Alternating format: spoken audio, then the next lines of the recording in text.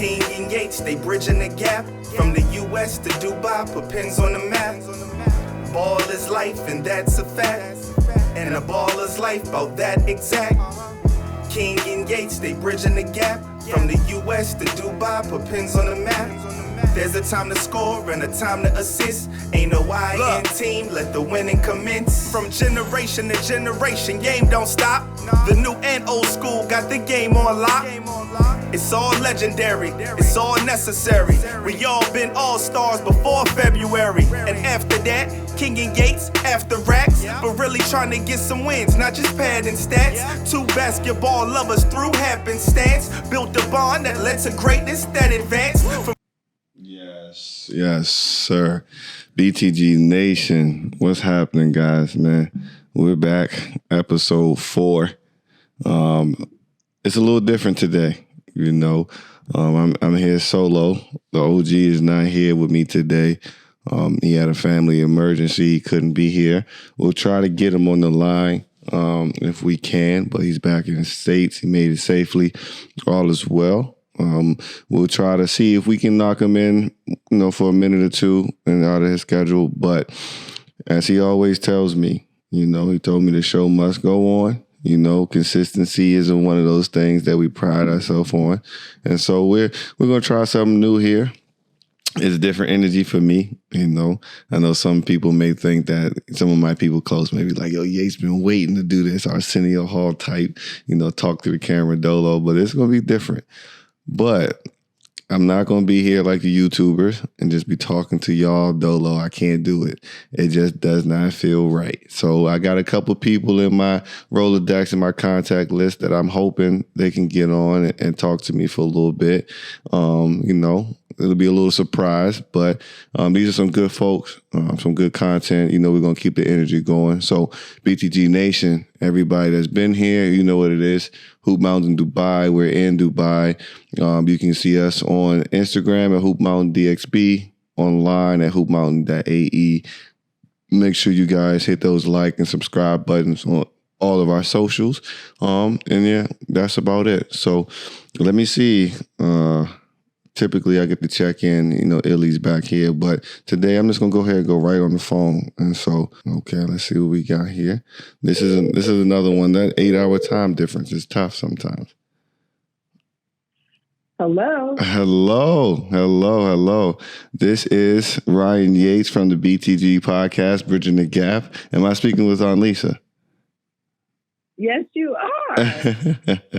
That was a real interesting intro, right? Yes. So, Lisa, this episode is a bit different than usual.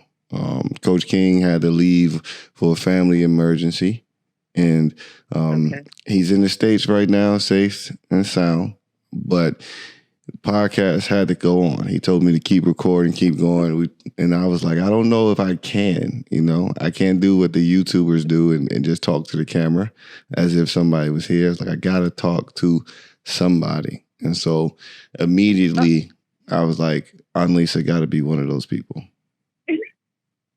Okay. Glad I can help. Thank you for having me on. Absolutely. Now, for the people, you've heard me reference Aunt Lisa. I say my aunt, you know, there's a lot of things that I learned from her. I always say there's two people. It's my mom and Aunt Lisa, and they're like the left side and the right side. And it's like the left side of the brain and the right side of the brain. And I get so much from the both of them.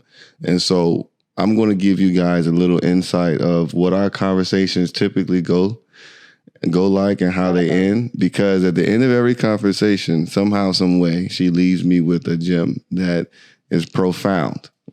This is not planned. She doesn't know what I'm going to ask or what we're going to talk about. No. And so this is going to be off the whim, but I know she'll be able to handle it. Okay. Now, Lisa, first and foremost, how are you doing? Good. All is well. All right. So, Lisa, you just recently retired. Yeah. Right. And so let's see if we can find a round of applause for that.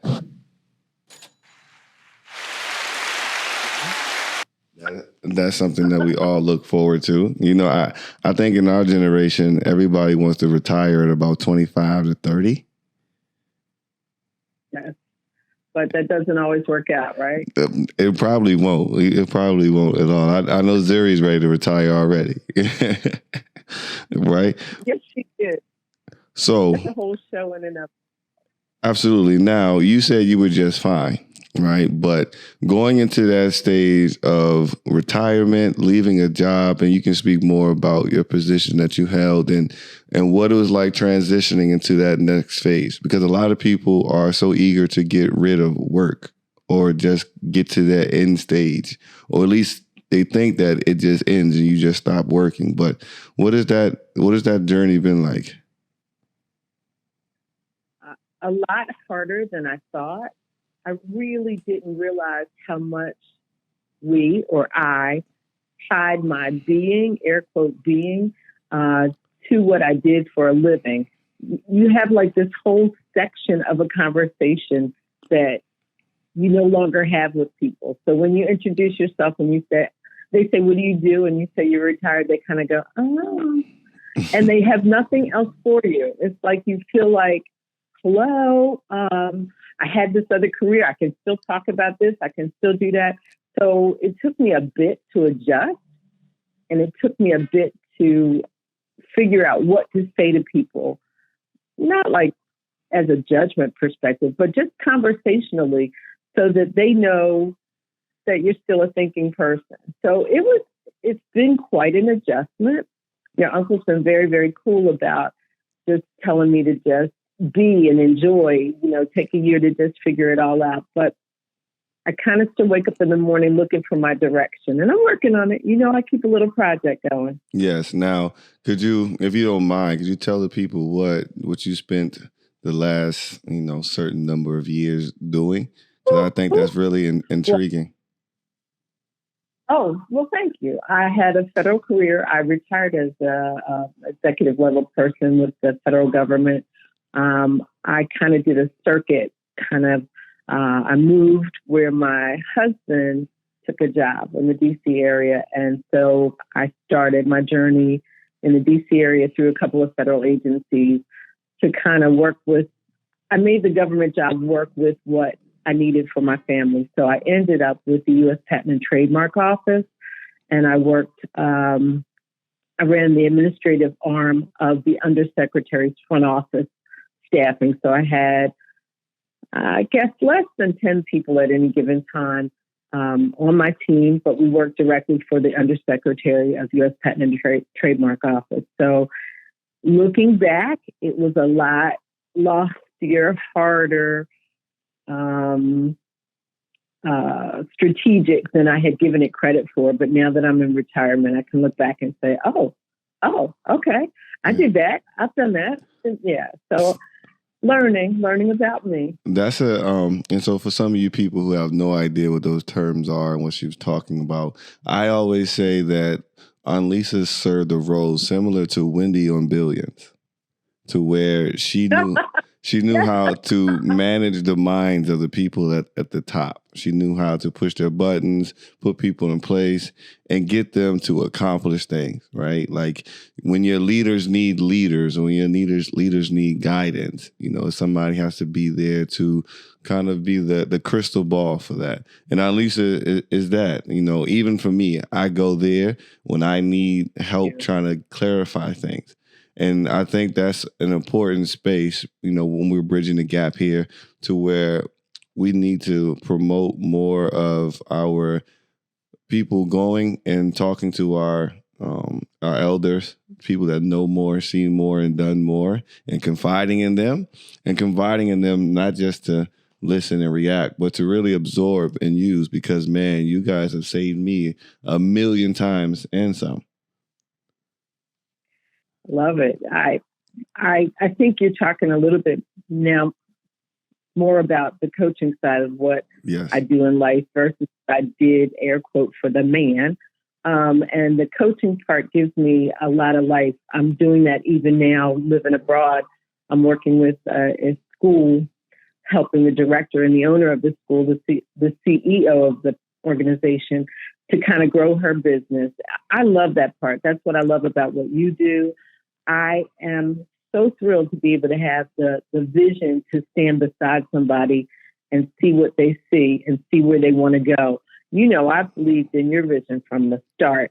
You know that. And no matter which direction it goes in and how you decide to manifest it, I try to be right there in your corner. I also do my reading and my research so that I'm talking to you about things that are relevant. I don't want to just give you my old time version of stuff. Yes. I try very hard to stay relevant. So I thank you for your acknowledgement of that. Yeah. So you have always. I remember you always talk. Thank you for that. I remember you always talk about like nuggets, right? Things to take away. And on this podcast, we have a wide range of listeners. Surprisingly, right now we have 2 million listeners. I'm speaking into existence. We got like 75, but 2 million listeners right here listening. And the age range is from 15 to 65. And the discovery never stops. People are always looking to grow. So from your experience, what are some of those qualities that you've seen from a successful leader, successful person, something that isn't already said, right? Something that we don't already know, but from what you've been around and what you've seen, like what do the successful people, whether that's success in a relationship, a success in business, because I think all of those coincide. What are some things that you've noticed are similar? I think over the last 5, maybe plus years, the biggest opportunity for growth for me and what I share with others is the ability to fail forward. That's been like mantra of late, because I don't think we, especially people in my demographic, were permitted to fail forward. But I find that a lot of successful people really allow themselves the latitude to fall flat on their face as long as they get up. And it's the lesson you learn from getting up. And that's been a hard one for me, because I really was not engineered to fail forward.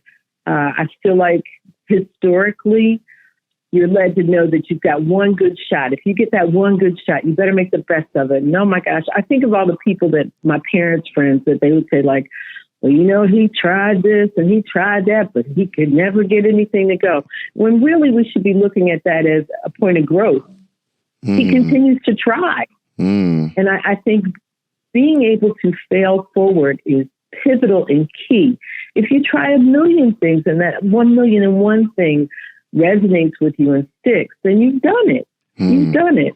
And that's the part, if I had to share something in any of the stages, that would be it. And I'm doing that with myself. I'm saying, okay, I had a gift services business. I had this, I had that.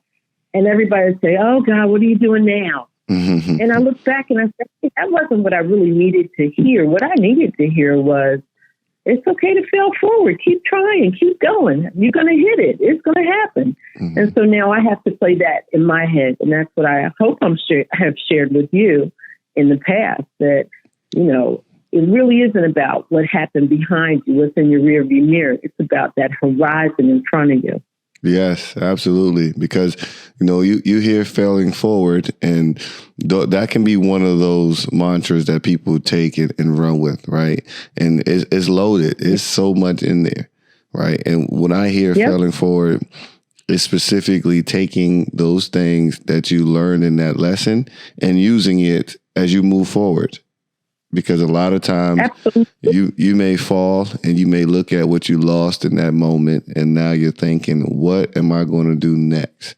And from what I'm hearing, from what you've taught me, what my mom's taught me, what Uncle Ro, Coach King, and basketball itself has taught me is that, hey, you've taken that L, you've made that foul, you've done that move, and it didn't work. And so now you know what to use going to a different pathway, right? And still using that. Now, I know you've been candid about how you grow, right? What type of habits that you have daily. I know one thing that you emphasized for me was journaling. And I think that's a pivotal thing in our generation, because we don't, and especially the generations after us, because there's so much tech, right?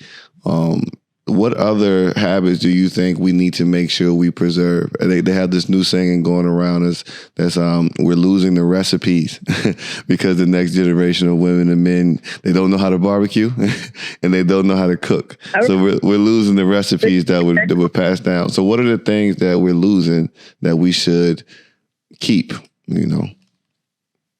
Storytelling is key and pivotal, because lots of things that I've shared with you, Ryan, are maybe not specifically about what we're talking about, but can give you some parallel that you can relate to.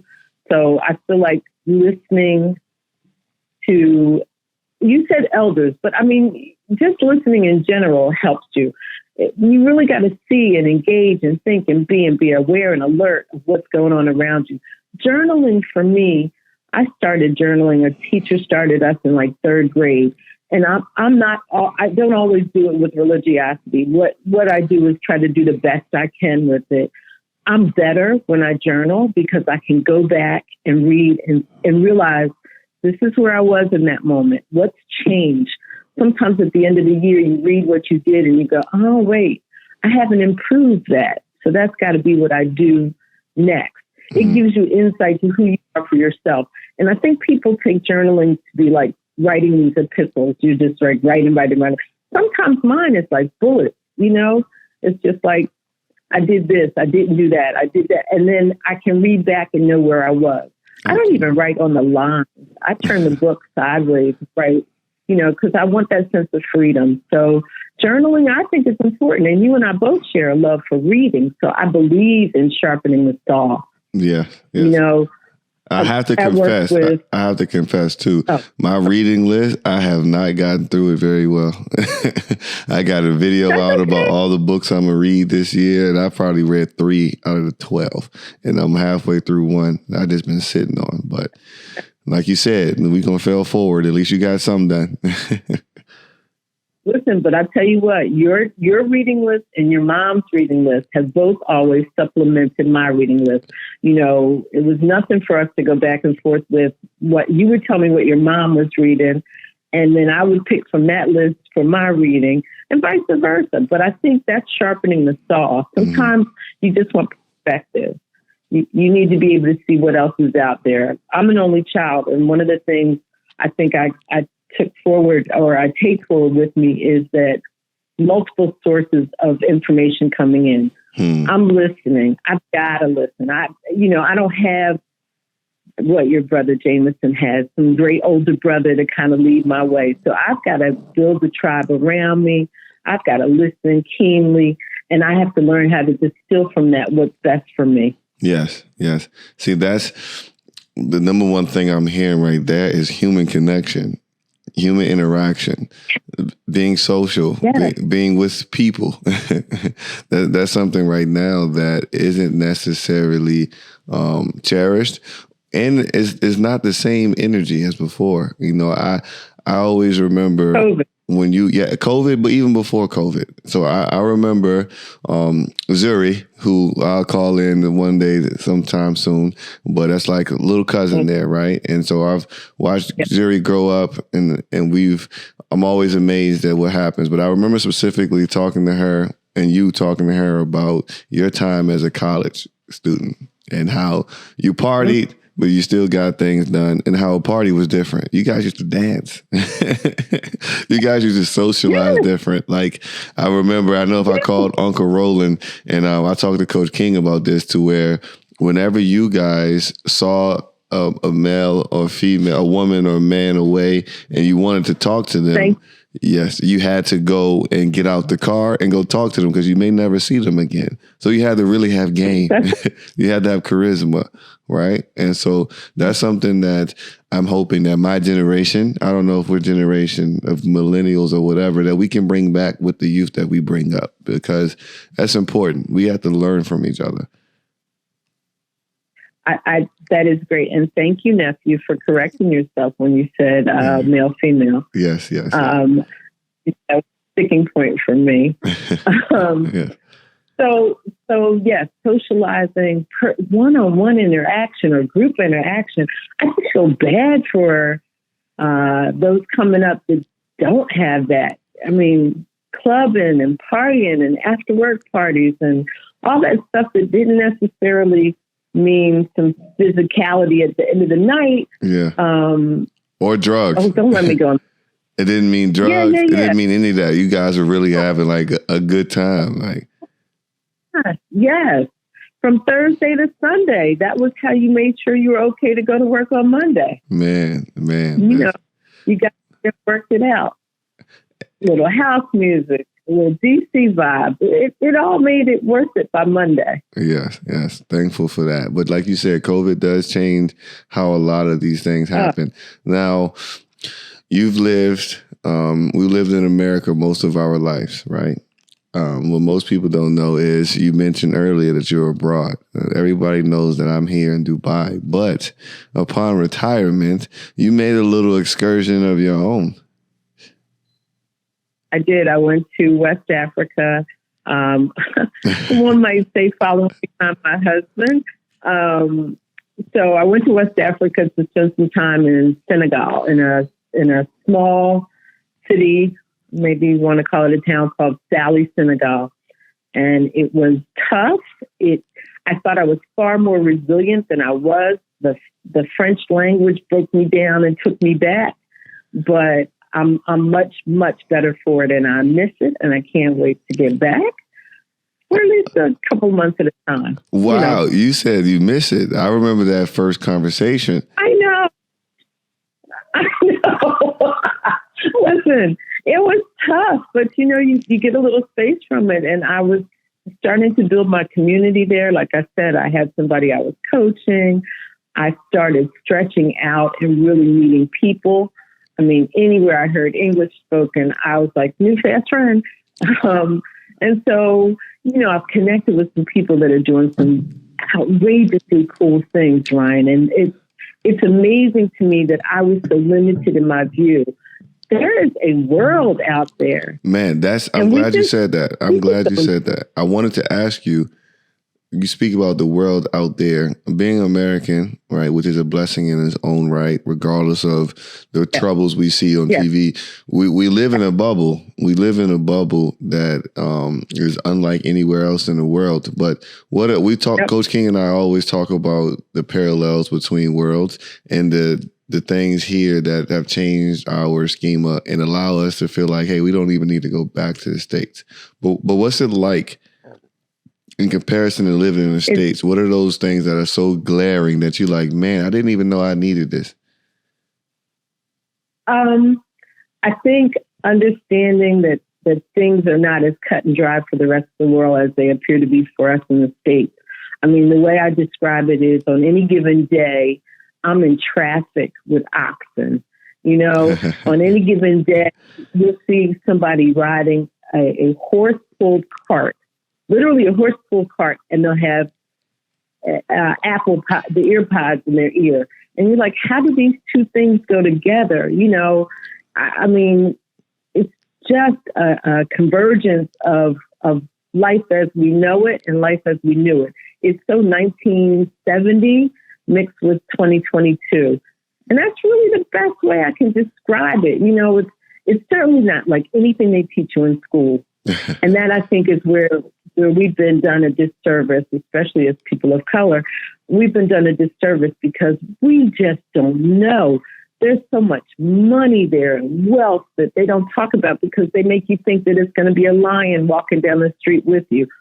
Half the people I meet have never been on a safari. So many people, it's like people who live on an island and don't go to the beach. Right. They're very regular. Right. Most people speak 3 and 4 languages. I struggled with 2. Yeah. I still don't speak English with any fluidity. So I just feel like, if I had it to do all over again, I would have taken advantage of some of those opportunities to go abroad, or I'd have made some opportunities to go abroad. And I traveled very well, but not like these folks. Right. Don't believe any of the advice you hear about Africa. Man, the guy that was our tour guide in Tanzania, he actually just sent me a message about 2 weeks ago just to check in on my wife and me. And it was that sense of, we never really understand on either side, in Africa or in America, we don't know how we see each other, right? We don't know how we will interact with each other when it comes to the Africans, our African brothers and sisters, wherever country they're from in Africa, and us as, I don't even know what we should claim. Are we Afro-American, or are we just, we don't want to call each other Black from what I'm getting from our people, but we have the interaction between each other in the States is not really welcoming for a bunch of different reasons. But when you actually go to the land and you go there, or if I see Africans here, it's so much love. It's so much love. And pride. Man, huge. That's it right there. Pride and love. And it just feels good. It feels great. But I think as we go into this next space, you're in a new phase in your life, right? And a lot of people are in that same working area. We're in the middle of it, to where we're not there are still many days ahead of us, and there's still a few days behind us of work, but we still have more ahead of us than behind. Well, in the meantime, what would you say, what advice would you give while we're in the middle of that journey, trying to get from point A to point B? And we're going through all those small little keystone moments. What's something we should keep in mind as we march forward to that financial freedom or that retirement or whatever it is? Okay. I don't know about the financial freedom. Still working on that. Yeah. But it's a long game. It's not a short game. And I would say, to you, as I would say to Zuri, that you just got to continue to look at what's going on around you. You got to be able to appreciate the simple. It is so hard to stand in the moment.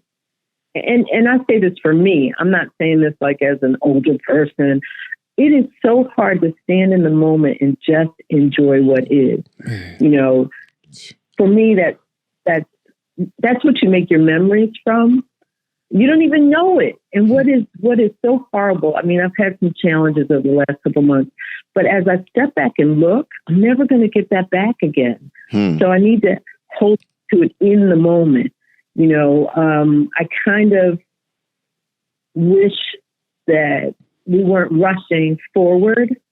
I know we've got to seize the day, but that old adage about today is the gift, it's the present, blah, blah, blah. But really, it's about taking a deep breath and enjoying where you are. Me being able to talk to you where you are. Geez, man, 5 years ago, we would have never, even though we were thinking grand, we would never have imagined this. Right. For either of us. That's for sure. That's for sure. We knew greatness was in your DNA. We knew greatness was in your path without a doubt. But we didn't know what that was going to look like. So all we could do was hope to instill in you the great things that we thought you would need along the way. But it's your day-to-day joy. Like, when you told me you were going to call me yesterday, I was like, I don't know. I'm not sure, blah, blah, blah. And I was like, when else would I get a chance to do this with you? Yeah. I mean, it's super cool. And tomorrow I'll be like, look what I did. Yeah. I thought that I want to have a TED Talk someday. And so I said, why wouldn't I get on the Ryan Talk? It's practice. Why wouldn't I? Right. Absolutely. And you hope message, but you won't know until you try. Man. I always said to you in the past, hey, Ryan, I don't know if everybody's going to receive me the way you did, because it takes a special you to understand and to distill through what people tell you and take from it and glean from it what you need. I attribute that to you. That's not to me. But I'm just always glad that you think enough of what I'm talking about to give it some leverage in your world. No? Yeah, and then this is the thing with that comment. So Coach King is really good at this, right? To where, and I think I ended the part with this last week, to where sometimes you just got to say it. And however somebody receives it is on them. right? But if you hold it in, that one person that needed to hear it, they may never hear it. Because there are a lot of things that Coach King tells me, which is why we started the podcast. It's a lot of things that he gives me as an older man that I need to hear as a younger man. But there are other guys around the world that never get that conversation, that never get it. And they may stumble across it one time. And while some people didn't receive it, there's that one person that did. And that's the one thing that keeps us pushing with the podcast. Before we got to our 2 million followers that we're at today, we only had, right. Let's party for that. But before we got there, it wasn't a lot of people listening. I mean, I remember our very first episodes, it sounded bad. It was no good. I'm going broke putting it out. But for some reason, I just, one person hits me up and says, hey, man, we love what you're doing. Keep going. Keep going. And that's all it takes because, everybody wants to be something huge, something large, but everything starts at the grassroots. It's a micro level. That's where the change goes. But I appreciate that. But Ryan, it also has to do with your tenacity, you and Coach King, the vision that you have and being able to manifest your vision. You've put in a lot of work. You do the work. And I think that's the hardest thing is to keep going. Everybody could use someone or can use someone to speak in their favor. But you don't want just that like, hey, hang in there. You want something behind it. And you have put the work. Yeah. You have put in work, I should say. And by doing so, there's no way that you're going to do anything but reap the benefits. Don't let me get on my soapbox about my nephew. Yes, inshallah. We'll get there. Like I was saying, I think this will be, a recurring thing. It'll happen again because I know Coach also has some questions and some things that he wants to pick your brain about too that'll help him. And so we'll definitely make it happen. I love me some Coach King from afar. Yes. We have had a interaction, but I love what he poured into you. Mm-hmm. And it matched up so well with what Roland wanted you to have and what I wanted you to have. And bigger than all of that, the master visionary was your mom. Yes. I just, yes. She understood. She understood as they say, she understood the assignment and she ran with it. Man. I mean, I her as an example for great parenting because she clearly understood what role she had to be in your story to help you to greatness. Yeah. Who can't say that on Mother's Day? Yeah, she's gangster. And and you and Coach King, you'll have a good talk over the pretzels in Philly. Okay. Yeah, the pretzels and the mustard. He go crazy with them. He gets crazy when he hits the pretzels. He doesn't believe in the pretzel. No, he loves them. That's his Philly time. Like he starts to see it vividly and everything. So that's right. That's what your uncle brings back when he comes. He brings me like 2 dozen. I never get to eat them before they get stale. And the spicy mustard. Yes. You got to know. Yes. No, that's dope. So much to talk to him about, Yes. Because we get to look at you and realize how much, how important it is to share of ourselves. Yes, because this is heavy for me to get Coach King to be on, and so it feels good to have that happen. Now, I will say this: I'm taking a page from the all the smoke thing. Now, I am going to ask you if you can help me get another guest. All right, and I'm thinking Mama Soul.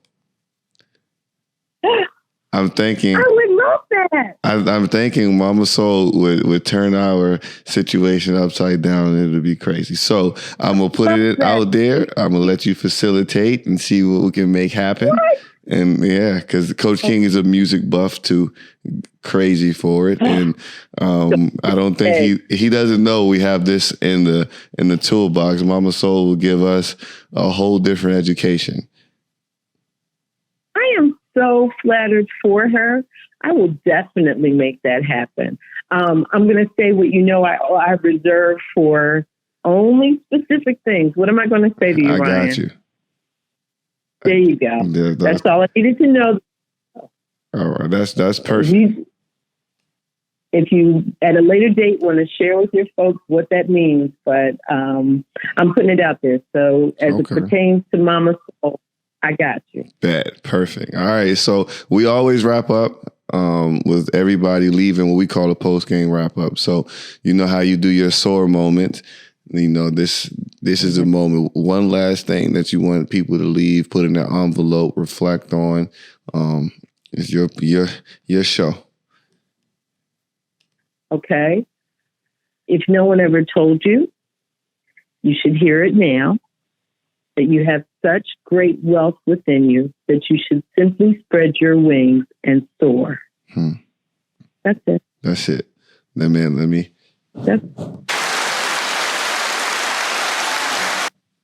That's it. That's perfect. Whoever I call next, they have no idea what they have to follow up. But I think you set the precedent. It was perfect for this episode. I'm sure it's gonna be cool having our listeners chime in because I'm sure they're gonna want to hear more. But as always, Lisa, thank you. Now I have the ammo I need to press Uncle Ro. Uncle Ro got to get it together. He got to answer the phone. He'll need you to help him though. But I was coming on, and he was like, "What? Wait, what?" Yeah. So he'll be ready. Yeah, we'll get it. He'll be ready. All right. Well, as always, thank you. All right, All right, love you. See you. All right. Wow. Man, Illy, when you hear this conversation, it's going to change your life, man. But I got to go. You know, we got to go right into number 2, and then I give you guys some reflections. This one here is going to be for our basketball guys, right? We're going to see if my OGs will answer the phone here for me.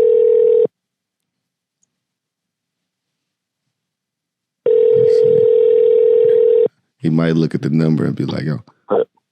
Hello? Hello, is this Coach Jered Lyons? Yes, sir. This is him.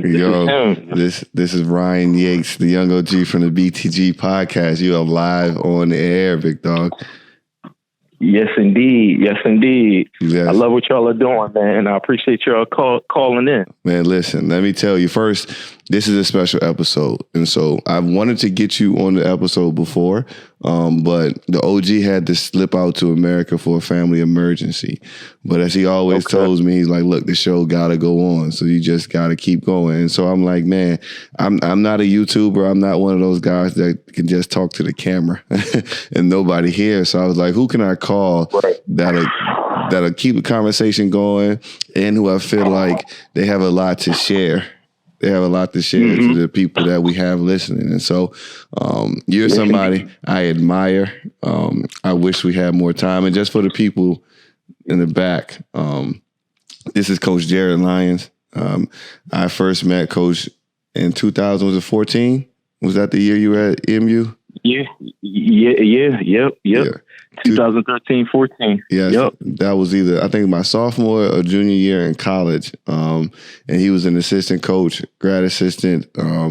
He's one of the first black people I had seen there that wasn't on the basketball team as a leadership position. And for our school, that was like a comfort call there.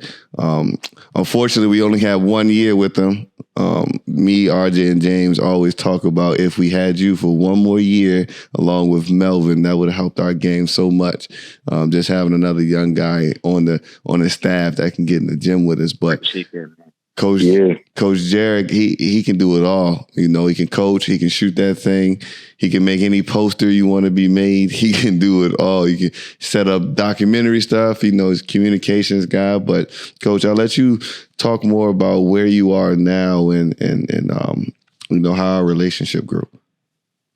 Yeah, absolutely, man. I first and foremost, I was speaking about, you and your journey and, you carving out your own lane. I've spoken often, especially to my, the team and the student athletes that I come in contact with, always pushing them to, kind of think outside of the box and, don't be afraid to, go your, in a different lane, so definitely shout out to you for, really, stepping outside the box, man, and really, taking advantage of a incredible, life experience and opportunity. Met your wife out there. You got, your business partner, coach, your former coach. So, yeah, man. So first blessings to you, man. But thank you.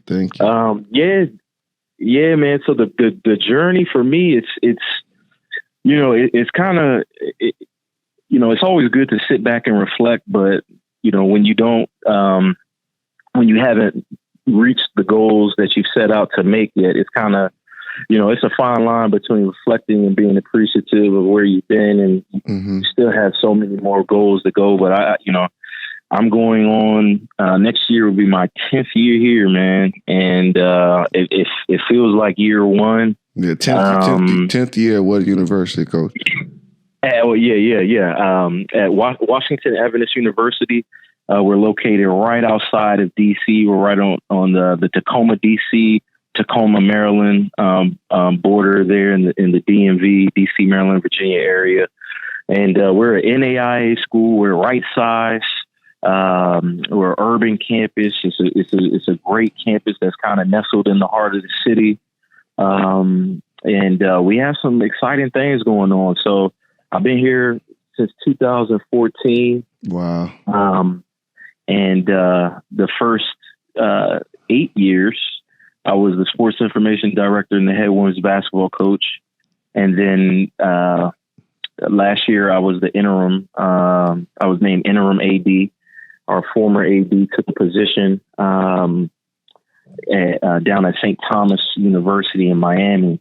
And so, he's I consider him one of my mentors, my brothers, and he really afforded me this opportunity to interim. And then the interim tag was lifted this past year. So I'm now the director of athletics, and I still coach the women's team. So that's kind of where appreciate that, man. Absolutely, appreciate that, man. Black excellence. Yeah, so yeah, man. So it's exciting, man. It's really exciting. We a lot of exciting things are happening for our department, and our main goal is to make sure our student athletes, have a great experience, but are equipped for when life after sports. Man, that's why I knew I had to call you, because one of the things that a coach and I have talked about it a bunch of different times is,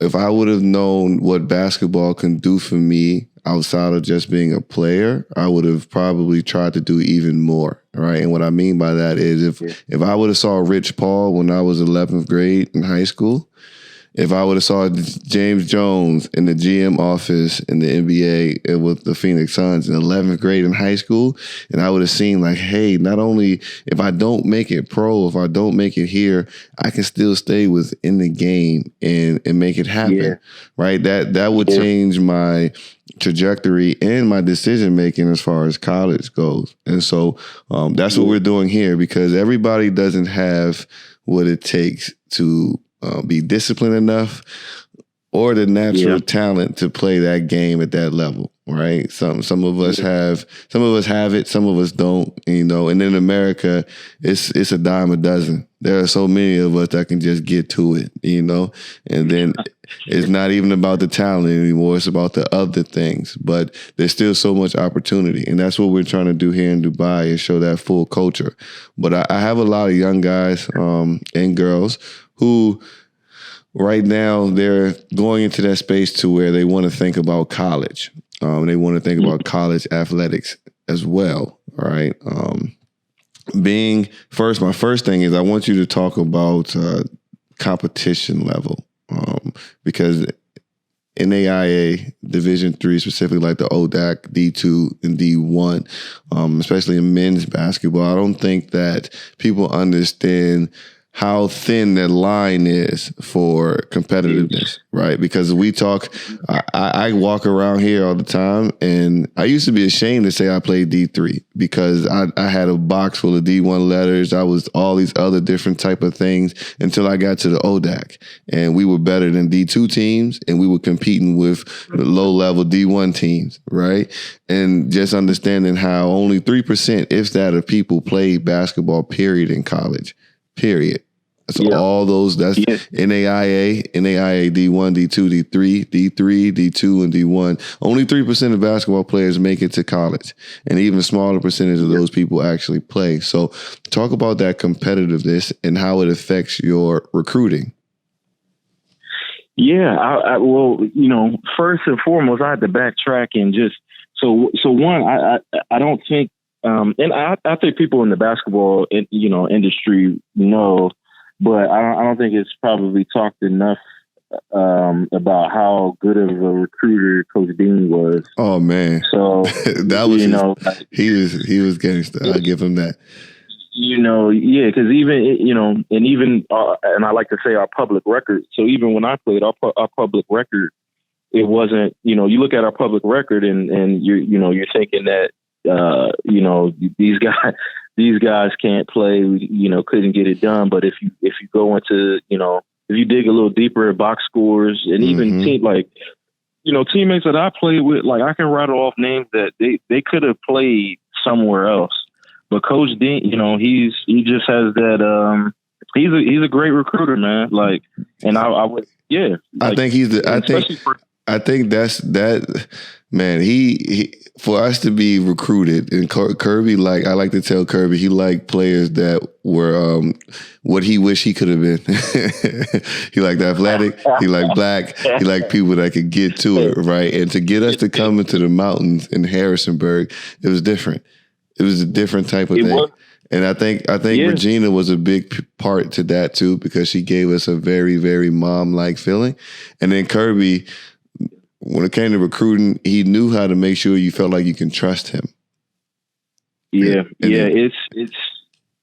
it's true. Yeah, because that's like how I got to EMU was, Coach Dean, when he was at VMI, he recruited Jason Connolly, who played at my high school. He was close friends with Mike Teasley, who played and is very close with my mentor, Coach Merkel, who's at Randolph-Macon. Oh yes, and Merkel recruited me. Exactly. It's kind of crazy how things play out, but that's kind of how I first heard about EMU was through Coach Merkel. He was my high school coach at the time, and said, there's a place down in Harrisonburg. My grades weren't exactly where they were supposed to be, and so some of the other places that were recruiting me, it just wasn't an option. So that's another thing, talking about competitive level, like you got to make sure your academics are where they're supposed to be, because if they're not, you're limiting yourself of where you could be. Now, I don't take anything away from my journey. Like I obviously the competitive side, you want to be successful, but that wasn't my route. Like I always wanted to coach. So I wasn't going to jump ship. I was going to, like my senior year, just making sure like George and those guys, like, bro, don't do it like we did it. Don't do it like we did it, man. Like, y'all have something special. Y'all can take it and run with it. But as far as the levels, the levels, like I wouldn't even say the line is even thin anymore. So for case an example, that my mentor, the AD who got another position elsewhere, he leveraged our men's basketball team 3 years ago, just before the pandemic. We beat Howard University at Howard, and we beat Delaware State at Delaware State. And that's when it was, we have guys from all levels that were on our team that year. But I think that the landscape in basketball now is, can you compete? Do you have the skill set and the intrinsic motivation to stay in the gym, stay working on your craft? Those are the separators. It's really not even levels anymore, because like you said, there's some D3s that will give low D1s and D1s run for their money, and we're also seeing that at the NAI level too, specifically. Actually on both men and women's, but this past year, the NAIA champions, the two main players on the team, they transferred up to Division I. Yeah. So, and we all know the story of Duncan Robinson going from Williams to Michigan. So, but I would say it's really, are you intrinsically motivated to get better? Like, or does someone have to, do you have to be dragged to the gym, or are you going willingly? So, and I would say probably with the age group that you're working with, is really just really having fun and falling in love with the game. Like, you got to ask yourself the question, would you still do, like my wife asked me the other day, and we were talking, and she was like, well, would you still do what you do, if you got paid this, or, you did it for free? The question is yes. Right. The question is yes. So it's, that's one thing I'm finding out on the recruiting trail, is that, there are a cohort of student athletes that are getting burnt out. Yes. So I have a question pertaining to that, but I'll ask that later. But I want to stick on the recruiting and the levels. I like to say that people peak, right? Some people peak in high school. Some people peak in college, right? And some people don't hit their spot until post-college, right? Because I think that I think that's something you need to understand when you pick schools, right? And so they're not going too deep into my situation, but I knew when I went to college that I wanted to play professional after college. And I knew that when I went to college, I needed to be taught how to be a college player. And then my last 2 years, I wanted to be taught how to be a pro. Right. And now I didn't necessarily, that wasn't the strength of our coaching staff at the time. And so a lot of those things that I need to do individually, I had to find out on my own. Right. But with certain people like RJ, he didn't peak in college. He didn't peak in high school. Right. He kept working, as you said, was intrinsically motivated, and he got a chance to play professional afterwards. And so when you're talking about the kids burning out and everything, what is it that you're looking for when you're recruiting, and you're trying to get a family? Because we like to tell our parents that colleges don't just recruit the kid, they recruit the family, just like we do here in Hoop Mountain, to where we don't just look at the kid, we want the family, because you have to sit in the stands with the other moms and dads, and it has to be pleasant. We need the team moms, we need all those things. So what is it that you're looking for when you're recruiting somebody, an international player or a local player, anything? Yeah, no, that's and you made some good points, man. And I think that especially your senior year, that five, whether it was Marcel, yourself, James, RJ, David, that whole five could have went to go to play or to continue playing overseas. Man. There's no question about that. And also that five, it's I really feel like I'm probably like the last link, because I was the link to Coach Dean's like first years. Then I was kind of like the middle, and then playing with George and those guys, and then coaching you and David and James and that crew and RJ. So I feel like I gotta, like, it's 4 generations. And I'm telling you, like, it will be some good battles, man. It will be some good battles. But as far as, like, what I look for, and you said it, man, like the number one thing when recruits come to campus, because our schedule, like, we're all over the place. We play in Kentucky, North Carolina, Boston. Our conference tournament is in Kansas. We're in Illinois. We're all over the place. So at a humanity level, like, are you someone that we can, that you're fun to be around, that you respect others, like, so that's actually step one. And then from outside of there, it goes, the skill sets. We value shooters.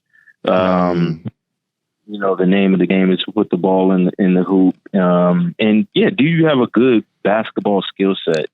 Are you a good passer? Do you have a good shooting mechanics? Do you have a motor?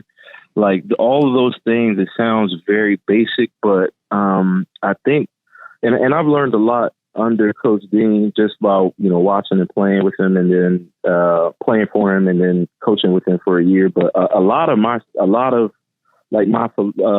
philosophy, things I do is really under Coach Merkel and what I was able to being with him at Salisbury for those 2 years. And that's just one thing that we talked about in recruiting. Like, do you have a good skill set? And then, you had mentioned the families. Like, he talked about that after making the national championship. He was on the podium and he was talking about recruiting kids for, that just that their families are support that they're supporting them, that they're coming from, essentially, are your parents going to be a distraction? Are they enabling you? Are they, because that is a real thing. Yeah. That doesn't get talked about enough. Oh, man. And I want to make sure I clarify this because I've been in rooms to where a kid may come from a troubled background. A good kid, but it may be a kid to where you're really going to be challenged as a coach because Coach King and I, we always talk about wanting to see more black coaches and black athletic directors and things because we typically understand that as far as basketball goes, basketball is not the polo club. This is not something that is a classist thing. And so some of us pick up that rocker. That's all that we have. And so when you get a 16, 17-year-old, 18-year-old kid that comes onto campus and leaving home might be tough for them because their mom might be in and out of jail and nobody's watching their sisters, right? And so if they're having a bad practice, it's not because he's not focused.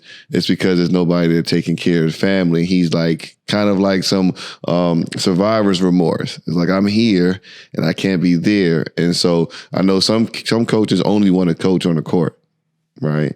And my suggestion to some of these young guys out here is make sure you do talk because I only went to EMU because of George Johnson. I don't know how Kirby did it, but he made sure that I got in contact with George. And I looked at George and I was like, damn, if he could get here and he can go through the 4 years, then I definitely can do it. Right. Knowing the type of support that Kirby gave him and things. And so I would suggest, when it comes to kids picking the school, you're not picking the colors, you're picking the person. And so when you lock in with the coach, really try to dig and see what type of person he is or she is on top of that. No, that's another thing I think now with NIL and other, factors is really you're also recruiting your coach's network as well. Like, how can your coach help you get to where you want to go after school, whatever avenue that might be. How has the NIL affected you guys at the NAIA level? Because Coach King and I have talked about it briefly, but we haven't done an episode on it.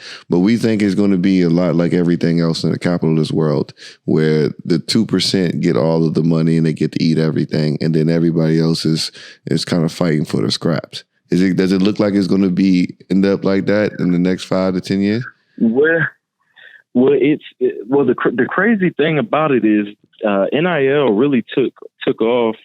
It was actually a volleyball player, an NAIA volleyball player from Aquinas College. Her name is Chloe Mitchell, and she'll go down in history as she's like the first person to really branch out, get deals, kind of get things in place. I think this is her senior year, maybe in volleyball, and she already purchased her first house.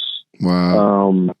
So I think there's a lot of perception of, you think about Alabama football and all, Power 5 schools and the amount of money that they're making. But I would say even at this level, we're seeing student athletes benefit from this. It might not be in this grant. It might not be at the scale of hundreds of thousands of dollars, or $25,000, but I have seen student athletes, and even here at our university, take advantage of NIL. So I do think as time goes on, it will get better as far as kind of balancing out. But right now, it's your student athletes are really able to take advantage. And thinking of a place like Harrisonburg, which is a college town, obviously you have JMU, but EMU and Bridgewater, like, if I'm a student athlete right now at EMU or Bridgewater, I'm cleaning up I'm essentially starting my personal brand. I'm gonna get with the graphic designer. I'm gonna get with a video person. I'm gonna go out to some of these local companies, and try to, leverage, my visibility. Yeah. That's dope. Yeah. That's dope to think about, being able to have that type of autonomy, right? And just put it all in your hand because of basketball. Because remember when even if this was in place when 2014, when we had our highlights were all over ESPN with the dunks. Yeah. Like, even that, taking that and going down to a car dealership or a car wash place and kind of, it's crazy to think about. Man, that would have changed everything. And so before I let you rock out, because I know you got a lot of stuff going, but you talked about the burnout that you're seeing amongst kids. And a lot of that, I think, has to do with the fact that basketball is a business now at the very, very, very lowest levels, grassroots. I'm seeing 9-year-olds that I can tell their parents are putting them in the gym 4 or 5 hours a day, every day. But kind of reflect on some of the things that if you could sit down right now on the podcast, you're sitting down. We said that we have 2 million listeners right now, speaking it into existence, right? But if you could sit down and you're sitting down talking to that parent of that 12-year-old, 13, 14, 15-year-old, and the kid wants to be great, but they just want to be a kid at times, and they're afraid to tell their parents, just because they don't want to talk back. Like, kind of reflect on what you would say to those parents about how important it is to balance, right? We do want to work hard, but how important is it to balance everything? Oof. Yeah, that's a tough one. I will say, and I often say, to my team, and then also, with my son and daughter who are coming up, and they're around on campus all the time, and so they're gravitating towards things, and we're not pushing anything. They can do whatever they want to do. But I would say, in the grand scheme of life, is even when the playing days stop, you think about all the like, even for you, like, think of how many birthdays we've missed, and wedding celebrations and family reunions, because we've been on the AAU circuit or practicing, or I think in the grand scheme of life, sports is just a vehicle to help you get to where you want to be. And so I would keep that in mind for parents pushing things on their kids, of whether they want to live through their kids, or it is really to take some time out and really kind of focus on things that I don't want to say matter, but just knowing that it's a game, and if it's sacrificing someone's personality, or if it's at the sacrifice for missing out on certain family things for the sake of being in the gym, I think maybe it's kind of time to evaluate what is important in your life. There's time for everything, right? That's what I like. That's what I like to tell our kids. Exactly. Is that because here's the flip side, right? They're not in the gym enough. It's to the space to where it's like it's both ends of the spectrum to where we got kids who at the crib some of them we can't get out the gym, or some of them we can't get their parents to take them out the gym. But then here it's like you need to be in the gym because you need to know that for the rest of these things that you want, you do have to work for them. But when you do work for them, find those days where you take a break and you celebrate, you relax a little bit and recharge. But man, Coach, I appreciate this time, big time. Also, yes, sir. Congratulations, and I love the beautiful family that you have. I've never gotten a chance to meet your wife, but eBay. My sister, she always talks about you guys, and she was around when you guys got together, and so she always says great things. And so shout out to your two beautiful children. We wish you so much more success. I'm sure this won't be the last time that I call in. But I'll let you wrap up like we always do. The coaches thing. You always got a post-game wrap up. And so what's one thing that that's been on your mind that you want to leave with the BTG Nation? Yeah, absolutely, man. Well, yeah, first again, man, I appreciate you including me. eBay is a gem, man. And, I wouldn't trade my experience at EMU, for anything.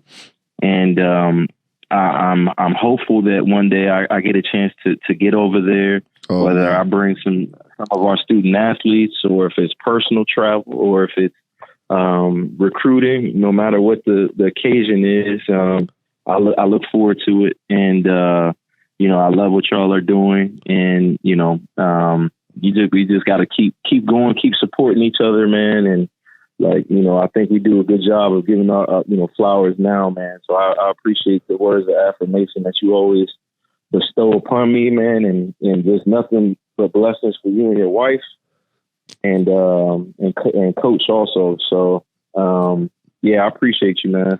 Thank you, Coach Lyons there at Washington Adventist. Did I say that correctly? Yeah, Washington Adventist University. And we'll definitely hold you to that, because Coach and I are, working on some things to get some more recruiting and visibility out here to these kids to give them opportunity. So we got you in mind, but as always, we like to end it. Please. Yeah, I'm listening. Yeah, please do. And I will put before you end it. Yeah, because 3 years ago we had a high enrollment of Saudi Arabian students. Just like EMU. We would love to build with you. Just like EMU. Yep. Well, no, we can make it happen. Yeah. We're working, we're building. So I know that I got you on board, and so we'll make sure we keep you locked in, man. All right, man. Appreciate you, bro. All right, man. Thank you. Best of luck to the rest of the season. All right. Okay. Take care. Yeah. Man, BTG Nation. Well, that's two people that I get a chance I got a chance to grow up around. Jered is somebody that, as far as basketball goes, I loved being around him. He was young at the time, and he was one of the guys that would if I called, he'd be ready to go in the gym, work us out. He had a lot of stuff to share, great energy, and he was multifaceted too. He had a lot of different things about him, so it was cool to be around Coach. And man, it's great to see him where he is right now. And then to hear him, you can hear that he's still hungry and he's still pushing and he's still trying to figure out how to help more people. And that's genuine. Like, I know there's anybody looking at Washington Adventist University and they're thinking about going somewhere. I know for sure if you go there and you're around Coach Lyons, you're taken care of. Take it from me. If you never believed anything else I said, for sure, that's somebody who will take care of you. And then Aunt Lisa, we started the podcast Bridging the Gap because I thought that there was a need for the younger generation to sit and listen, and then also just talk with our OGs. And that's because that's what I've been doing my whole life. right? And, you guys see Coach King, who's not here with us today, but that's somebody who he shines a light to help me on my path forward. And now Lisa does the same thing. And so you guys got to see a little bit of what has helped build me. You've seen my mom. You've heard my mom talk. You've heard people talk about my mom. And so, that's the insight of things. I can't get off the podcast and not speak on the Lakers. Oh, my goodness. Oh, man. Lake Show. I will definitely, I saw Lamar Odom come up and say that we should trade Anthony Davis. I need you guys to start sharing this stuff because we've been talking about trading Anthony Davis for months, right? And now all these people are going to start popping up. Stephen A. Smith and all of them are going to start popping up like they've been saying it. Y'all need to let these people know that Coach King, and Ryan, they said it first. Get AD out of it. Low key, I think we're tanking it for the French cat. Oh my man, he dropped it. Low key, I think we might be tanking it for the French cat. I don't know what's going on, but we're not playing good basketball. I got up at 6 a.m. to watch the Lakers versus the Nuggets, and we are good. We are solid defensively. We just can't hit no shots, like at all. I don't know how Troy Brown got in the NBA. I'm blaming the Wizards. The Wizards, you did a terrible thing drafting him. I don't know why we picked him up. Juan, I can't pronounce his whole name, but I'm not sure. Some of these guys are good utility guys just for one thing, 5, 6, 7 minutes. But we got them playing too many minutes, and they can't. As you heard Coach said, in college, they're looking for kids with good skill sets. That's pretty much how we can sum it up. We don't have enough guys on the squad with a great skill set. We're not great shooters. Anthony Davis, I don't know.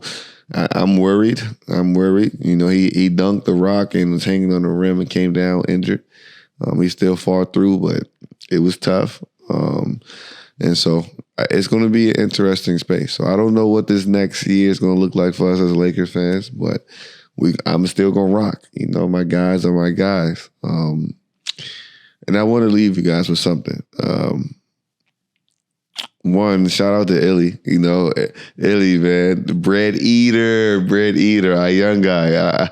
I wish Coach King was here, and we'll bring it up when he gets back next week. But our guy went to his first little college gathering, and so the boy is turning into a man. He's having some fun, But shout out to you, champ. Keep working. But there's something talking to Illy. And then, talking to the young bucks, there's something that people always say, right? When you're young, they say, be yourself, right? That's a very loaded, open-ended statement. You hear people, when they talk about their style, sometimes fashion-wise, they say, what's your advice that you'll give? They say, be yourself. Before you can be yourself, you got to find out who you are. Right? And so don't skip that step. So that means being comfortable, being alone sometimes, experimenting, trying things out. You heard Lisa talk about you got to fail forward. Failing forward allows you to find out who you are so you can be you. And so before you can be yourself, you got to find out who you are. And, that changes. Who I was last month is not who I am now. And that's cool because we're always supposed to be evolving. But I think that's a good space to leave you guys today.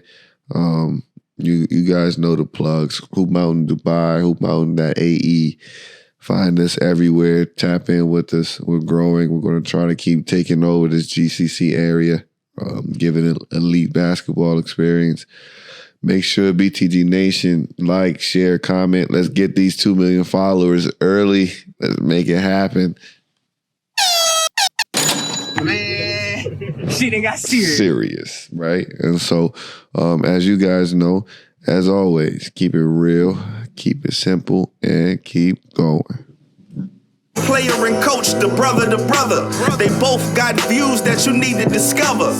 From sports, current events to just life talk. Whether you on a fast break or a nice walk, gotta tune in, you already know G. This BTG Nation and you one of the homies. Just tune in, you already know G. BTG Nation, the other ones in the nosebleeds.